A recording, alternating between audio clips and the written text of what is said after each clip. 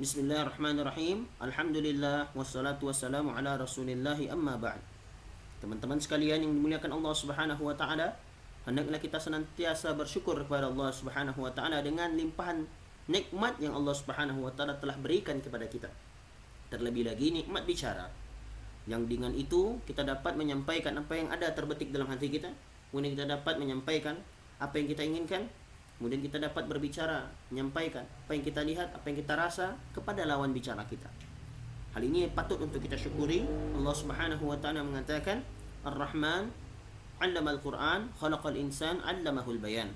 Ialah Allah Subhanahu wa taala zat yang Maha Pengasih lagi Maha Penyayang, yang di mana Allah Subhanahu wa taala telah mengajarkan Quran. Khalaqal insan, menciptakan manusia. 'Allamahul bayan, dan mengajarkan manusia al-bayan, yaitu ilmu berbicara. Maka orang yang pandai berbicara, dia akan memiliki nilai lebih dibandingkan manusia-manusia yang lain yang mungkin kurang pandai, kurang cakap di dalam berbicara. Karena dia dapat menyampaikan isi hatinya, dia dapat menyampaikan sesuatu sehingga mungkin bisa jadi dengan ucapan dia tadi dia akan mendapatkan apa yang dia inginkan. Bahkan Nabi SAW menyamakan ilmu atau cakapnya orang di dalam berbicara dengan sihir. Nabi SAW katakan, inna minal bayani la sihra. Sungguh di antara pandainya seseorang di dalam berbicara, maka di dalamnya itu terdapat sihir. Kenapa? Karena sihir pada dasarnya dapat memisahkan antara suami dan istri. Yufarriquna bihi bainal mar'i wa zawjih.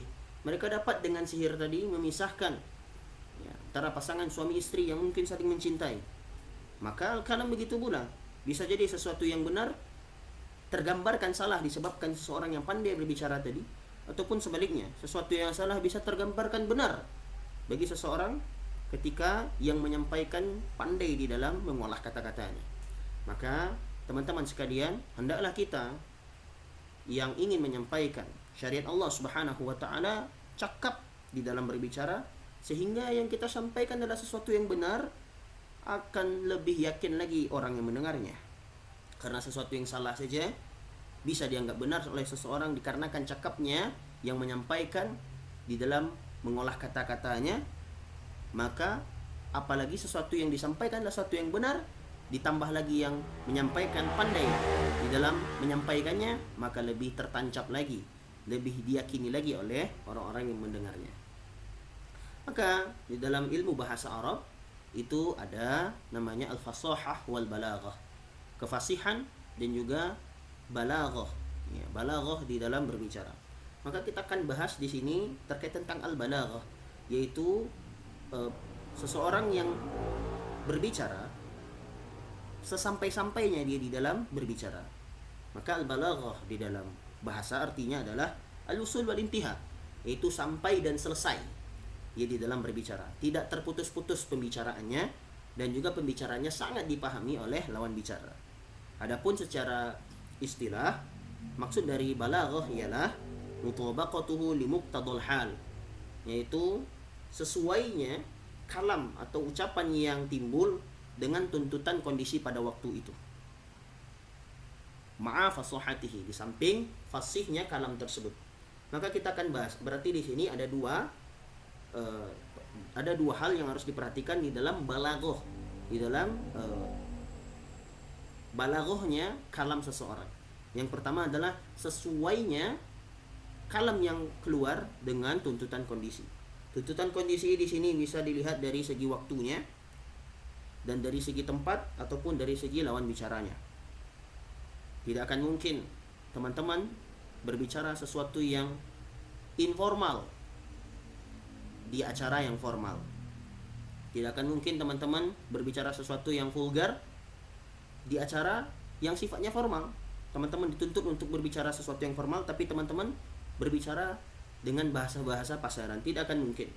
Nah, ini sesuatu yang sampai ke sifat balaghah. Maka di sini teman-teman sudah memiliki kriteria balaghah. Kemudian ditinjau dari segi makan, tempat.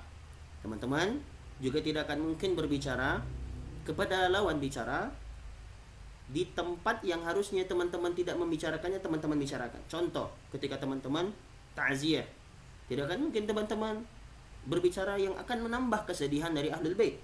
Karena takziah sendiri adalah memberikan hiburan. Artinya kita bersama mereka, kita merasakan kesedihan mereka, kita membersamai mereka. Tidak akan mungkin kita mengucapkan sesuatu yang menambah kesedihan dia.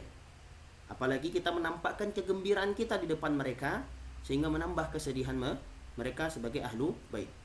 Kemudian tengok dari mukhatab, dari lawan bicara yang kita ajak bicara. Contoh, kita mengajak bicara orang yang duka. Duka artinya adalah orang-orang yang pandai, orang yang paham, cendekiawan. Akan tetapi kita berbicara dengan pembicaraan-pembicaraan yang panjang. Di dalam teori disebutkan, duka'ul mukhatab halun yad'u ila iradil kalam ala suratil ijaz. Pandainya seseorang dalam berbicara, semakin pandai dia di dalam berbicara, maka itu kondisi yang mendorong orang yang mengajak dia bicara untuk berbicara dengan bicara-bicara yang ringkas. Karena akan bisa jadi membuat orang tersebut bosan nantinya. Orang yang kita ajak bicara bosan kalau kita mengucapkan sesuatu yang panjang lebar yang sifatnya boros di dalam kata-kata, padahal mereka sudah paham, tapi kita tambah-tambah lagi, kita jelaskan lagi, maka ini akan membuat mereka tidak akan mau untuk mendengarkannya secara seksama. Itu pula misalnya yang kita ajak lawan bicara kita adalah orang yang ingin kita puji, maka kita akan mengucapkan kalimat-kalimat yang panjang supaya yang dipuji akan semakin senang dengan pujian kita. Maka ini yang disebut dengan balaghah.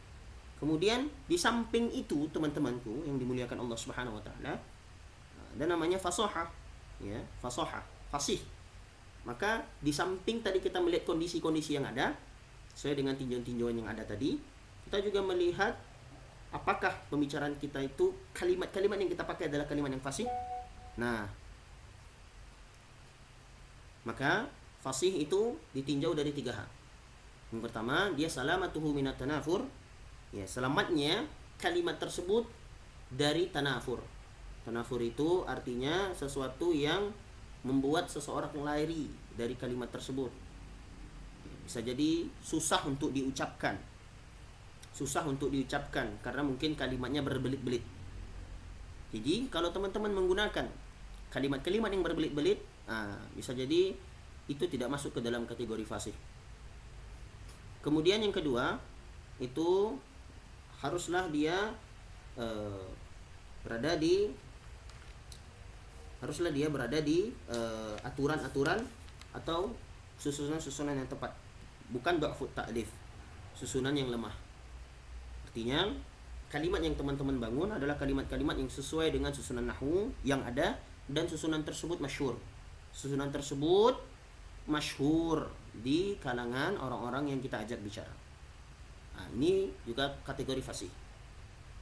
Artinya teman-teman menggunakan kalimat yang sesuai dengan kaidah nahwu yang ada ataupun kaidah shorof yang ada. Nahwu ditinjau dari susunan kata, kemudian susunan kalimat. Adapun shorof itu ditinjau untuk melihat timbangan dari kata tersebut. Kemudian yang terakhir, hendaklah dia selamat dari at-ta'qid. Ta'qid itu khafid dilarang. Maksud dari kalimat tersebut tersamarkan, ya bisa jadi tersamarkan disebabkan kata yang dipakai tidak pas. Contoh seperti misalnya seseorang mengutus atau raja mengutus alsinatahu, mengutus lisannya, maka orang-orang akan menganggap raja akan mengutus surat atau mengirimkan surat, padahal maksudnya raja akan mengirim delegasi-delegasinya, maka tidak tepat dengan lisan di situ. Akan tetapi yang tepat adalah menggunakan mata. Artinya raja akan mengirim mata-matanya ke suatu tempat. Maka ini mungkin ilmu yang berkaitan dengan balaghah. Masih banyak sebenarnya teman-teman. Mungkin ini saja. Semoga yang ini bermanfaat. Wabillahi taufiq wal hidayah. Assalamualaikum warahmatullahi wabarakatuh.